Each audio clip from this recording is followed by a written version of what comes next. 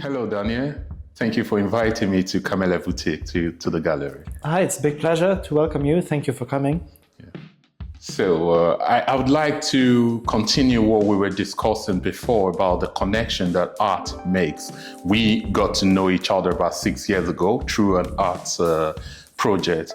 And here we are again together doing yet another project. But in terms of connection that people can get through art, Ugegraff is an exhibition about the cycle of violence. What connection would you like for people to make through the artworks that you've contributed to? I think art always should give people a different way to see the world they are living in, or a different side, an insight of what's going on around them, and through another perspective. And I think that's why it's so important to organize such projects, especially with different artists that give people different approaches to see or to discuss certain things and to talk about certain topics like this. Oh, that's nice. And being a man, how do you feel? Is it comfortable to have to, use your work as a platform for such a very sensitive topic as domestic abuse? Mm-hmm. Yeah. How comfortable are you in participating in such a thing? Actually, not very comfortable, but I think it's very, very important to do so. It shouldn't be a topic that should be, or you should feel not comfortable to talk about, but everybody should be an ambassador to talk about such things and to make people realize what is going on in certain homes and how situations should change. Oh, that's fantastic. So, but I imagine you've been doing art for a very long time. Right? Tell us your journey. How has it been for you in the art scene? How long have you been practicing, and how has it been so far? I think practicing art in some kind of way I do as long as I can remember. Okay. I've always been painting and doodling and modeling things with my hand, and so it's something that I just love to do, something I feel comfortable with. And now it's my job for almost 10 years that I do this full time. And so it's just my way to express myself and my comfort zone. And so it's something that I wish for everybody to feel during this or talking about this topic, to make everybody realize what real comfort zone should look like, or how to give people some kind of comfort or something they feel home. That's nice. Thank you very much. I have yet another question now, talking about the artwork that you have contributed to the exhibition. Mm-hmm. I have seen it, so for those who haven't seen it, can you tell us what it is about? What's your painting, your artwork about? Yeah, the artwork I contributed to the exhibition is actually a sculpture made of multiple layers of plexiglass. So it's very breakable actually, so it's very fragile, so when you drop it, it just breaks.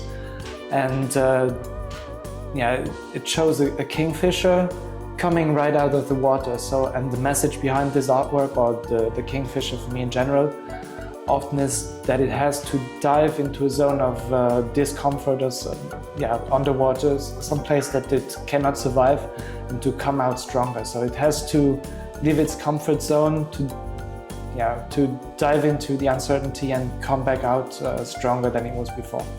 So I thought that is a very particular way to talk or to symbolize a comfort zone and how it should be treated, or sometimes it has to grow by going through uncertain things. Oh, that's really nice. Thank you.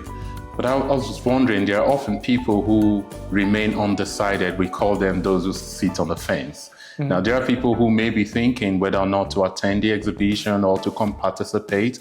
After all, it's not only just the 50 artists that are participating, the audience too are participating.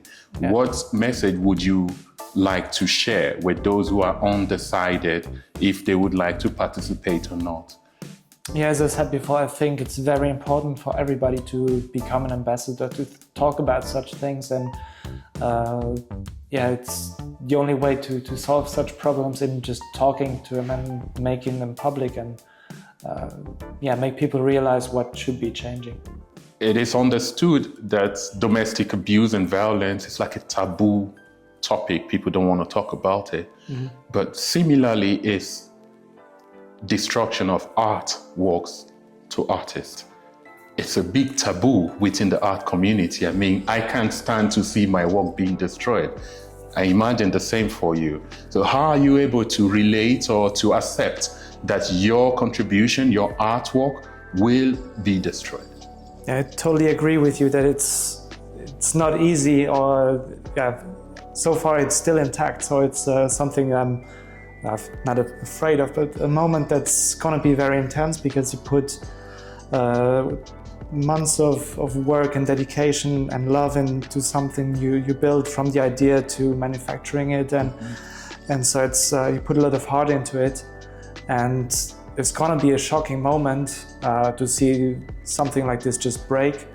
But I think it's especially very important to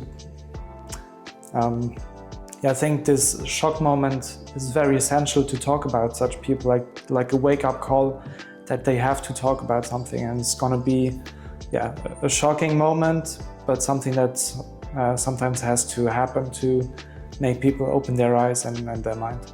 So understanding that the work will be destroyed, your contribution will be destroyed, and also knowing that it undergoes similar action as those who are actual victims of domestic or violent abuse. Does that act itself, having your work destroyed, does it bring you closer or show you more empathy towards real people who do get violated?